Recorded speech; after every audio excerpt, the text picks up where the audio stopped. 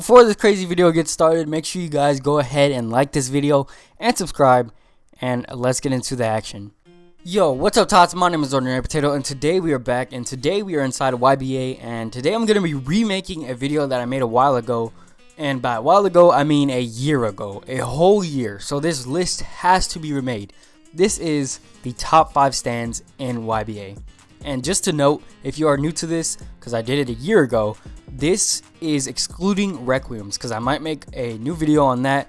So they're going to be their own separate list, but I want to make these regular stands that are just the strongest, most outrageous, and just stand out from the rest of the other stands. So without further ado, let's hop right into it. So, like I said, excluding Requiems, and it is including evolutions of stands. So, at first, this is in no specific order, we have Tusk. Tusk is a really OP stand, alright? Now, the reasons are it has high damage, it has range, and it has a lot of versatility. Okay, so it can heal itself, first of all.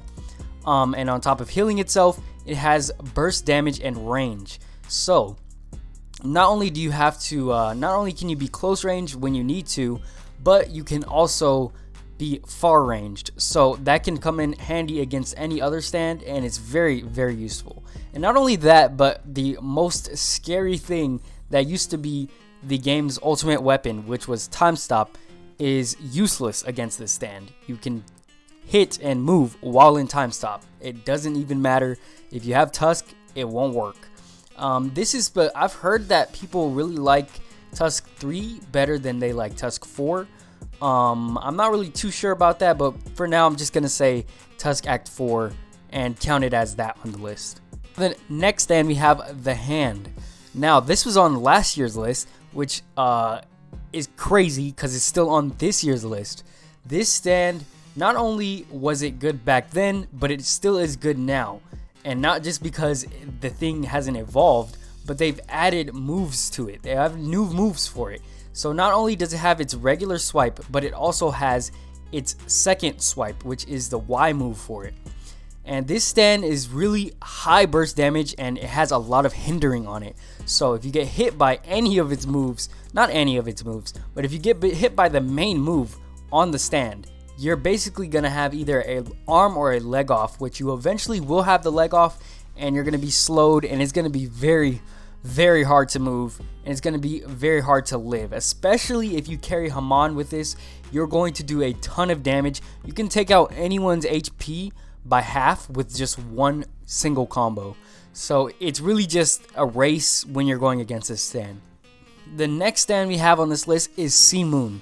Sea Moon has a lot of versatility, countering, and high damage. Let me repeat that the second one, which was countering.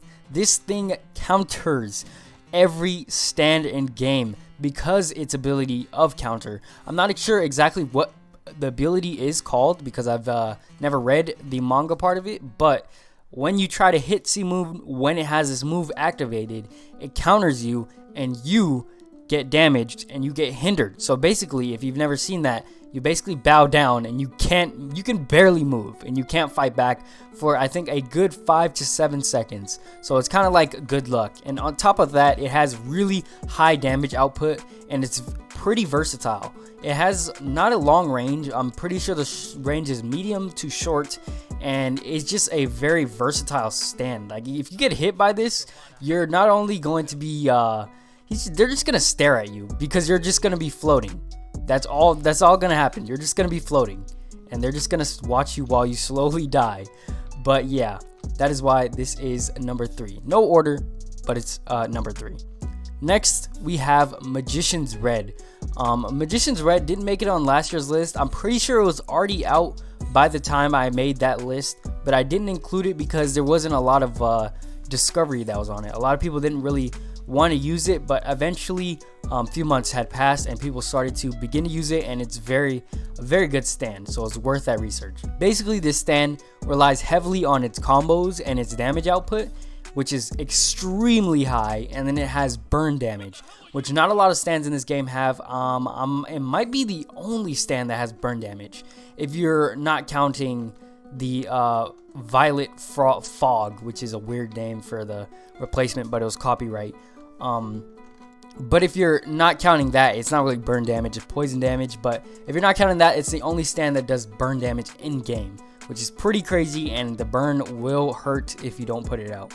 And especially if you stack this thing with Vamp, then it's going to be a real issue to actually kill him. Now for the final and last stand, like I said, no specific order, just the last one.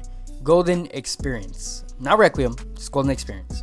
Golden Experience is pretty balanced. I would say if there was an order to this list, Golden Experience would be on the bottom. Just because there's a lot of these stands on this list that can out combo it.